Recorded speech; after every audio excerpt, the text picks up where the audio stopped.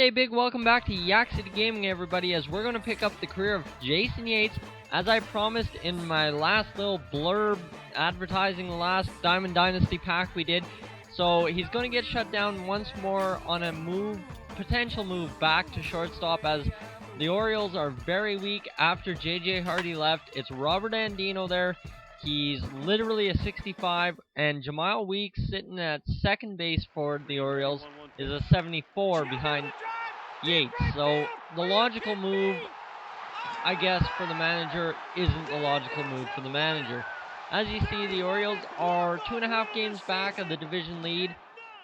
That does not reflect how poorly they've done.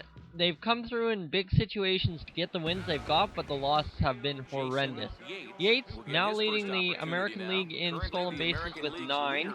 He is doing tremendous so far, other than on the base pass, that is, but everything else he has suffered. This one he's going to rip foul of the left foul pole, and he was just early, so that's something they've really improved this year, is that just early timing.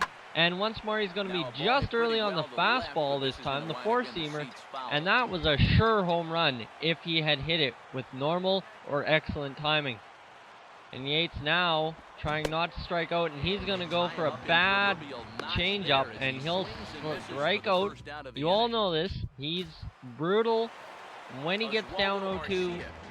It gets in his head, and he just can't fight off a pitch, a tough pitch, anything for a pitch. He's going to move in here, try and cut down the runner, trying to score from third, and that's exactly what's going to happen here, as Yates fires a dart on the home plate, runner's out at home, and that'll be good fielding there by Yates. Although he won't get a good decision for it, he should have gone to first with a good decision, but you know what, you got to save runs, especially when the team's struggling.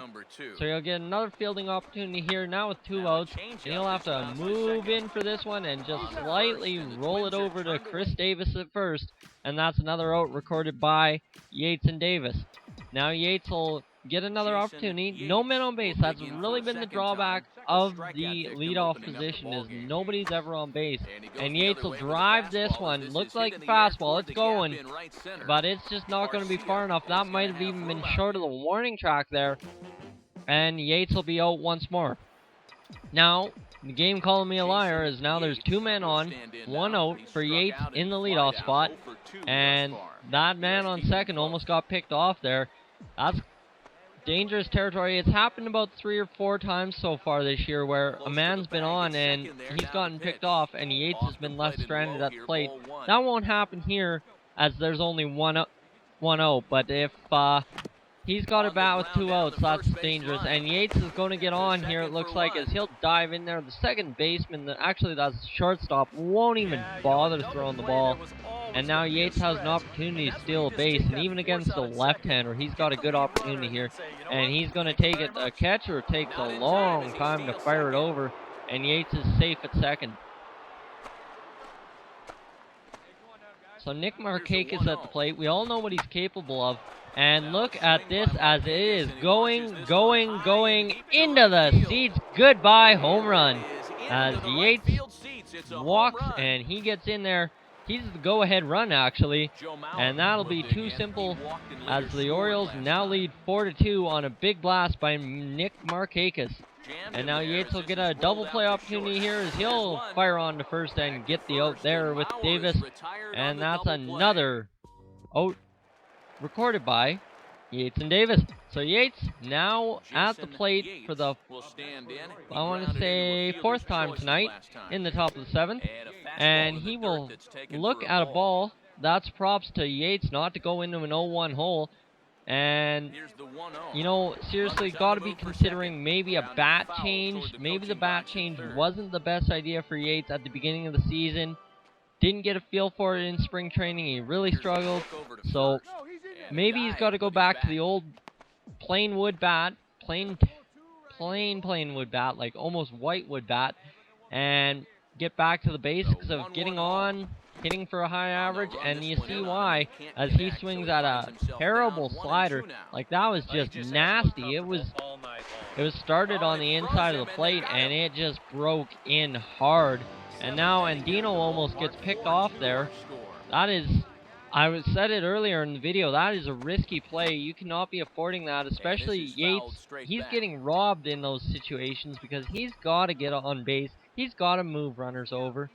And did Andino get picked off? He did. Okay, I must miss that.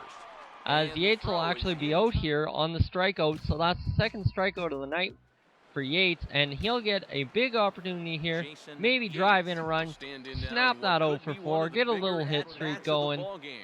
But it's been a difficult night. 0 for 4 really gets in your head, and it's mind rot, really. Yates trying to solve himself as well as the pitcher and any defender who wants to try and get Yates out. And this is a glitch in the game, absolutely for sure.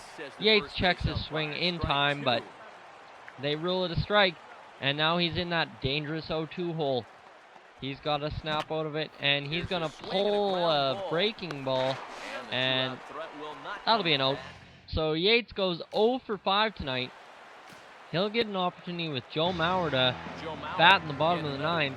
This will probably be it for Yates. It's not got much left.